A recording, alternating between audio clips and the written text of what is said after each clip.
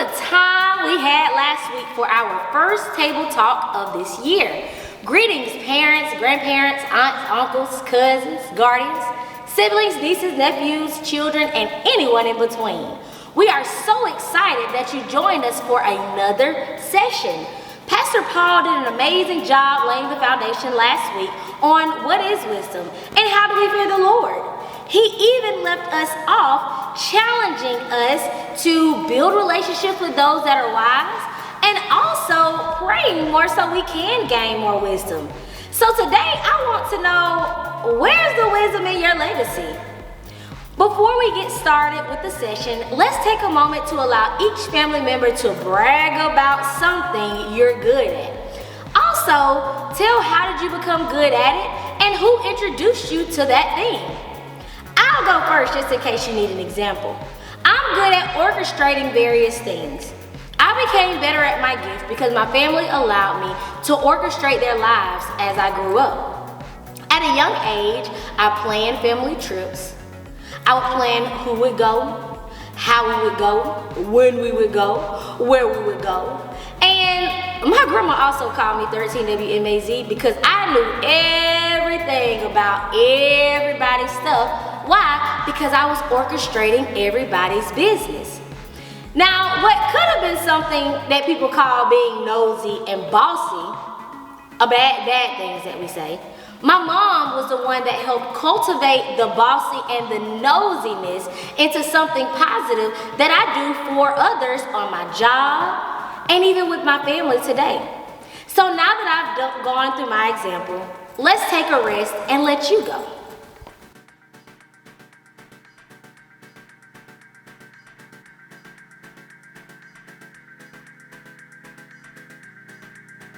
Now that you've discussed each family member's gift/talent, I want to take a moment to talk to you about two guys, one named Timothy, another one named Paul. Timothy was a young man that had an opportunity to do what other kids may have been doing, such as playing, hanging out with friends, but he opted to follow a guy around named Paul and travel to many different places to help spread the word of Jesus. It's kind of like instead of you hanging out with your friends today, you want to hang out with your grandma and your granddaddy to learn more about history. That's how Timothy and Paul were. Paul was a guy who had a lot of experience, he made a lot of mistakes, and he learned a lot of tough lessons. Paul also was a really important leader in the church and was passionate about spreading the message of Jesus. Paul and Timothy eventually were separated, but Paul saw something in Timothy, and so he began doing something that they had to do back then, and that was exchange letters of wisdom to Timothy. Nowadays, your grandma may shoot you a little text or send you a message on Messenger. That's kind of what Paul did with Timothy.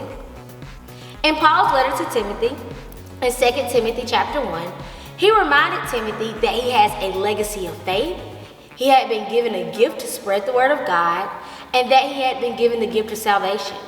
Paul then ends the letter encouraging Timothy to keep developing his gifts, to be bold, even though it was very hard to be bold with temptation and things around him, and to just stay close with Jesus.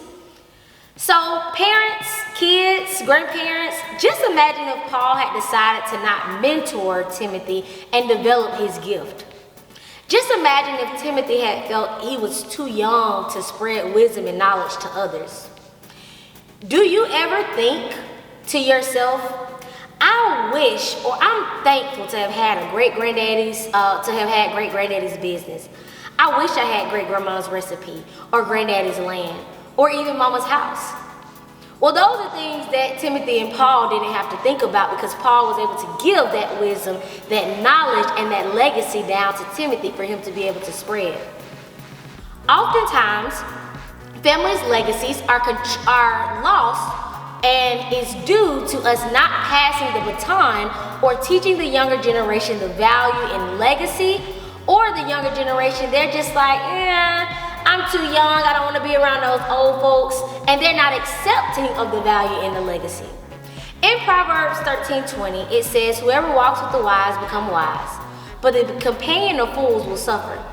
This week, I want you all to take time to go through the questions in the table talk to help identify who in your family, older, younger, or in between, have you learned from? What have you learned from them? How can we use each and every single one of the gifts that we've learned to build and expand on the family legacies that you have? And also, how can we help other people discover their legacies and their gifts? This is a main thing because we've been talking about building and expanding families, and it starts at home with you, and it starts with the legacy that you can continue on with your family. As you gather this week, take photos and videos and let us know what is your plan on continuing your family legacy and instilling that wisdom and that knowledge that you may have that you know your family needs. We love you, family, and as always, if you have any questions, feel free to reach out to Pastor, Miss Myosha, or myself. Bye.